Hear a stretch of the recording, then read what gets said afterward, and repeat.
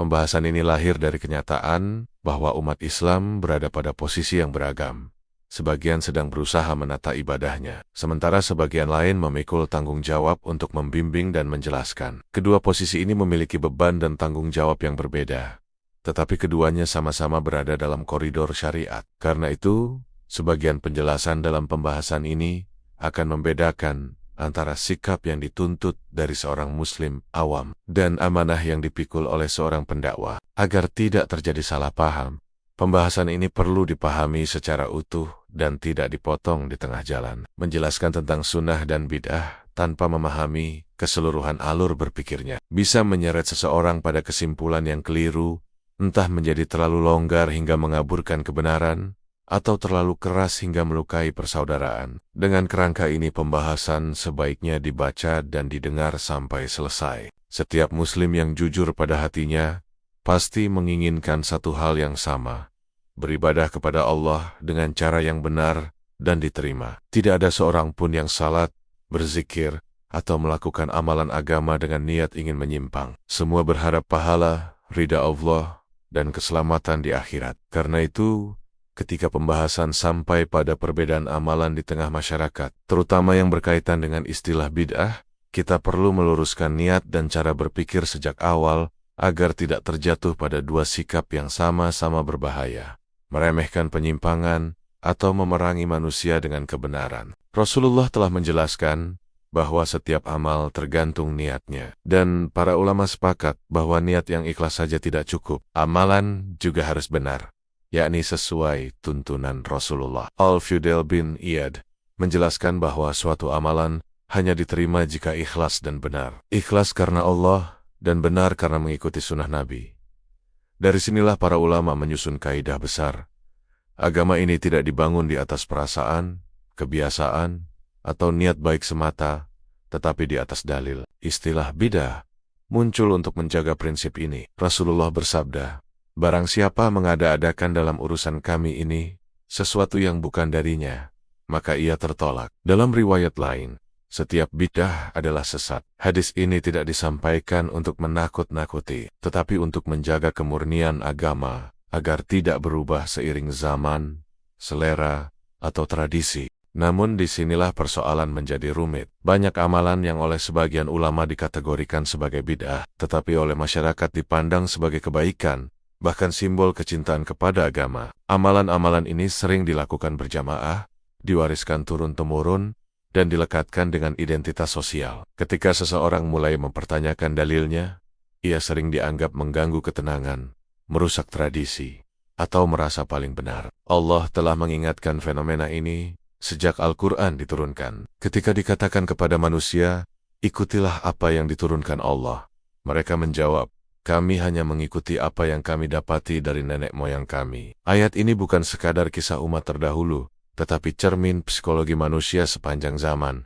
Tradisi sering terasa lebih aman daripada kebenaran yang menuntut perubahan. Disinilah seorang muslim awam yang mulai belajar agama sering mengalami kegelisahan. Di satu sisi, ia membaca dalil-dalil tentang bid'ah dan bahayanya. Di sisi lain, ia hidup di tengah keluarga dan masyarakat yang memandang amalan tersebut sebagai kebaikan. Mengikuti kebiasaan masyarakat terasa mengkhianati ilmu dan nurani. Menolak secara frontal terasa melukai hati orang lain dan berpotensi menimbulkan konflik. Maka muncul pertanyaan yang sangat manusiawi.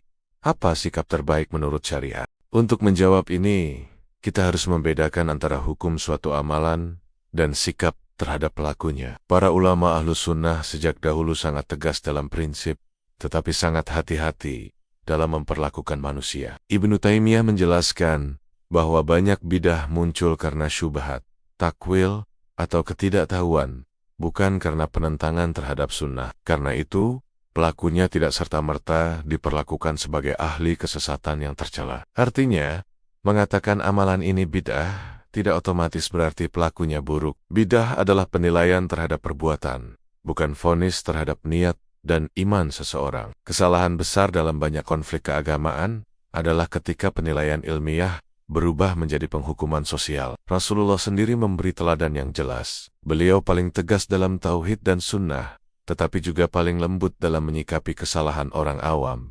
Ketika seorang badui kencing di masjid, para sahabat marah.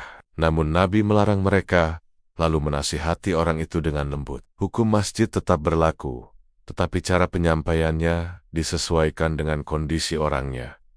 Inilah yang disebut hikmah. Allah memerintahkan, serulah ke jalan Tuhanmu dengan hikmah dan nasihat yang baik. Hikmah bukan berarti mengorbankan kebenaran, tetapi menempatkan kebenaran pada waktu, cara dan kondisi yang tepat. Dalam konteks bid'ah di tengah masyarakat, hikmah berarti beberapa hal. Pertama, seseorang tidak ikut mengamalkan sesuatu yang diyakini tidak ada tuntunannya, karena mengikuti bid'ah tetap bid'ah, meskipun dilakukan banyak orang. Imam Malik berkata, apa yang pada hari itu bukan agama, maka hari ini pun bukan agama. Prinsip ini menjaga konsistensi agama dari generasi ke generasi. Kedua, hikmah juga berarti tidak menjadikan setiap bid'ah sebagai medan pertempuran. Tidak semua kesalahan harus diluruskan secara terbuka. Imam An-Nawawi menjelaskan bahwa amar ma'ruf nahi mungkar memiliki syarat, tidak menimbulkan kemungkaran yang lebih besar. Jika pengingkaran justru melahirkan kebencian terhadap kebenaran atau merusak persaudaraan, maka menundanya atau meninggalkannya menjadi kewajiban. Disinilah banyak orang keliru memahami sikap diam. Diam dalam kondisi tertentu bukan berarti rida terhadap bid'ah, tetapi bisa menjadi bentuk ketaatan kepada kaidah syariat. Rasulullah bersabda, barang siapa beriman kepada Allah dan hari akhir, hendaklah ia berkata baik atau diam. Diam yang dimaksud bukan diam karena takut manusia, tetapi diam karena takut melanggar hikmah syariat. Seringkali muncul tuduhan bahwa sikap seperti ini adalah kompromi terhadap kesalahan atau menyesuaikan agama dengan selera masyarakat. Dalam istilah agama, menyesuaikan hukum demi hawa nafsu memang tercela, yaitu sengaja mencari pendapat paling ringan demi pembenaran kebiasaan. Ini dikecam oleh para ulama usul fikih. Namun yang dibicarakan di sini bukan mengubah hukum bidah menjadi sunnah, tetapi menerapkan kebenaran tanpa merusak tujuan syariat. Ibnu Al-Qayyim menjelaskan bahwa fatwa bisa berubah karena perubahan kondisi, waktu, tempat, dan maslahat, sementara hukum asalnya tetap. Yang berubah bukan halal haramnya bidah, tetapi cara menasihati manusia agar tujuan syariat tercapai, menjaga agama, menjaga persaudaraan, dan membuka pintu hidayah. Pada titik ini, sering muncul pertanyaan kritis. Rasulullah sudah berdakwah dengan cara terbaik, tetapi tetap dimusuhi. Jika demikian, apa gunanya bersikap lembut? Bukankah penolakan adalah konsekuensi kebenaran? Pertanyaan ini benar dan harus dijawab dengan jujur. Allah menegaskan bahwa kebanyakan manusia tidak akan beriman, meskipun Rasulullah sangat menginginkannya. Ini menunjukkan bahwa hikmah bukan jaminan diterima, tetapi kewajiban syariat. Rasulullah ditolak bukan karena cara beliau salah, tetapi karena kesombongan manusia, fanatisme tradisi, dan cinta dunia. Namun kita juga harus jujur pada diri sendiri.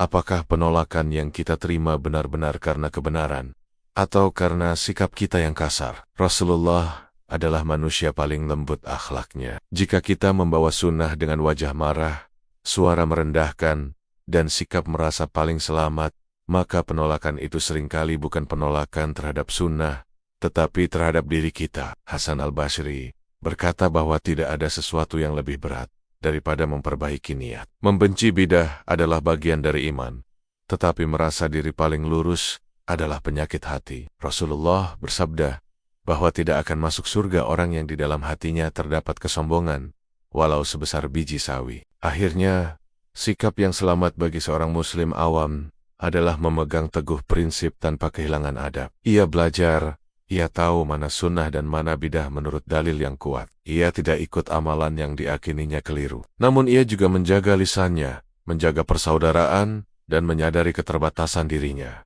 Jika ditanya, ia menjawab dengan ilmu. Jika tidak ditanya, ia fokus memperbaiki diri dan keluarganya. Penjelasan ini belum sepenuhnya utuh jika hanya berhenti pada sikap seorang muslim awam. Sebab, di tengah masyarakat, selalu ada pihak-pihak yang memikul tanggung jawab ilmu.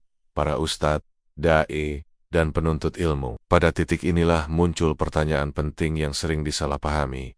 Apakah demi menjaga adab dan persaudaraan, seorang ustadz boleh tidak menyebutkan bahwa suatu amalan tidak memiliki dasar yang jelas, atau termasuk bidah? Ataukah justru penjelasan yang tegas itu merupakan bagian dari amanah agama yang tidak boleh ditinggalkan? Pertanyaan ini tidak lahir dari sikap keras, tetapi dari kekhawatiran yang wajar. Jika sikap berhati-hati, lembut, dan tidak frontal terus diterapkan tanpa penjelasan yang jelas, lalu kapan masyarakat akan benar-benar memahami perbedaan antara sunnah dan bid'ah? Bukankah jika istilah bid'ah sama sekali tidak pernah disebutkan, umat justru akan terus mengira bahwa setiap amalan yang terasa baik dan telah menjadi kebiasaan pasti benar secara agama? Kekhawatiran ini patut dipahami, karena Islam bukan agama yang kabur atau membiarkan kebenaran samar. Allah menurunkan Al-Quran sebagai penjelas bagi manusia, bukan sebagai sumber kebingungan. Karena itu, dalam konteks ilmu dan dakwah, terdapat perbedaan mendasar